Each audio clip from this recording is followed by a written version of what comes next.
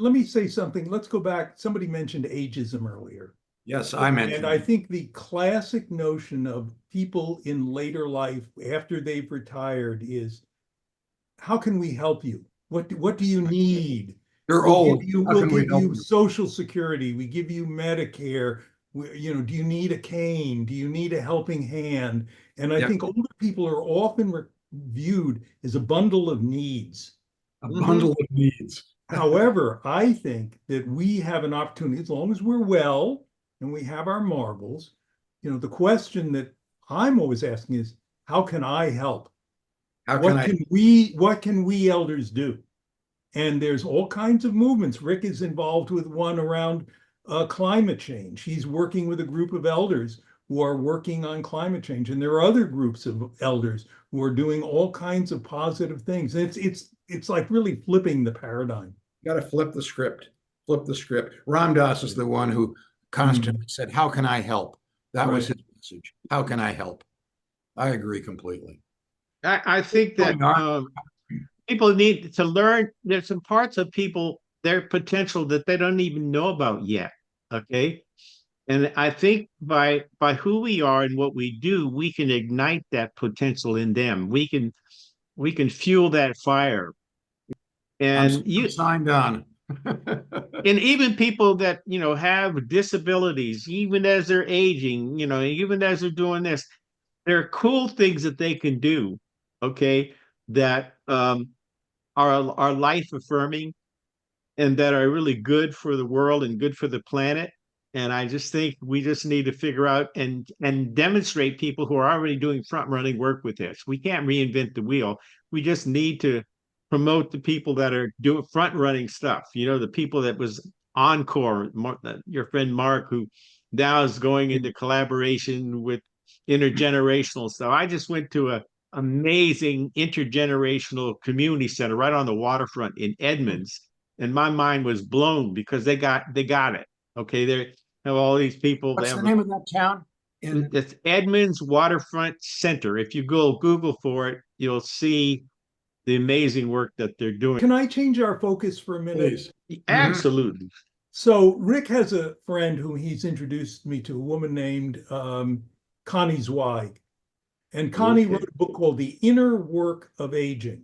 Yep. And I think, to me, we've talked up till now really about the kind of externals and our involvement with other people and working on projects. But I think another really critical part of aging, and it's part of the opportunity when you do get this freedom, is to go inside.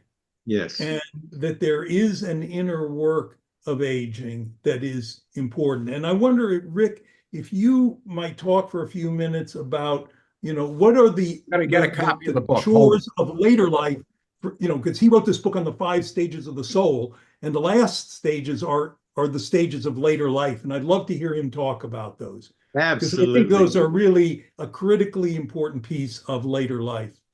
And it was Connie Zweig that introduced me to Rick. It all comes around. Yeah. And Rick introduced me to Connie. She's an amazing lady. She's cool. There she is. Yeah, it's a wonderful book.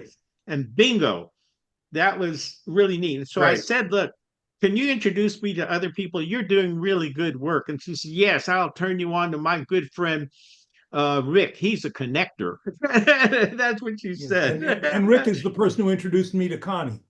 Yeah. That's what I do. That's what I'm saying? I mean, there's a whole network of goodness here. Okay. And I think one of the limitations of aging has to do with letting go of limiting thoughts and that you're maybe not even conscious of.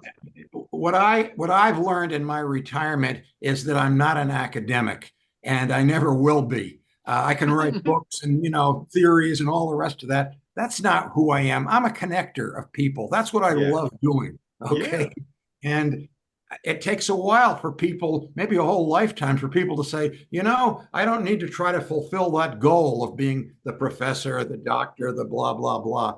Maybe it's just good enough to connect with people and to help them in some way. And one of the unique and wonderful things that Rick does that I appreciate, and he's been doing this for years. He did it, I know he did it in Washington and in Boulder, Colorado. I don't know if he started it in New York City, but he's brought out an institution which he created, which he calls Positive Aging Lunches. And he holds these roughly once a month.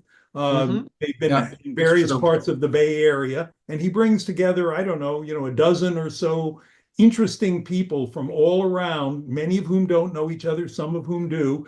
And for me, these are sort of high points of my month when I go to one of his lunches. I think this is the story of the American way. Tocqueville described what is American democracy, and he understood. This is in the 19th century. He said, what the Americans do is they connect with one another and they start things from the bottom up. And I think that's true. It's certainly true in the history of the Black churches, for example. Oh, And yeah. without that, things fall apart. And that's really the risk that we have today with bowling alone or whatever you want to call it. Well, and the flip side is that there really is a great worry about loneliness and social isolation among Yes, older there is. people. Yes. Something like, I think, 25 to 30% of all people over 70 live alone. Yeah. And during COVID in particular, they were locked down and they were alone, and that is a real issue. And so, It is one an thing issue. I think it behooves us to do is, and Rick, you're the one who's taught me this, is you always have to look at the shadow side of these things. And growing That's older his isn't mind, the all Queen of isn't Shadow. all fun and games. No, Yeah. that's right. That's right. That's right. All right. All right. We're nearing the end of our time together here, I think, and I want to make that point because I have to leave very shortly. Guess what? To go to Palo Alto for Fridays for Future, where I'm a Right. climate demonstration with people of all ages. So I'm trying to walk the walk and not just talk the talk. But I think that we've begun something very helpful here in this conversation. Yeah. Not I think different.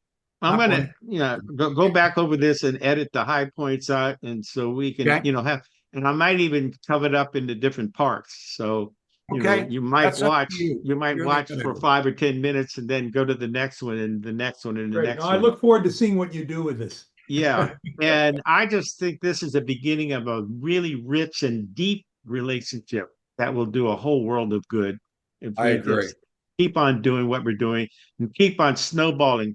And I really appreciate any suggestions that you have. I'm really, really open.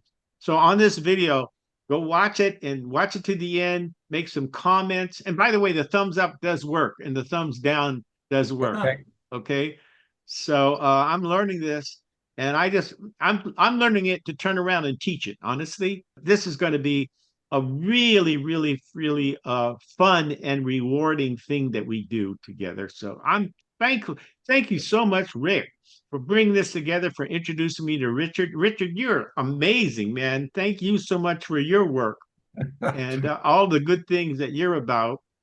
And any way that I can support you with bringing people on to talk about your adventure and to snowball this and gather more support for this thing. I think everybody's involved in this whole retirement thing. Yeah, good. And the other person I would mention is somebody also who Rick knows.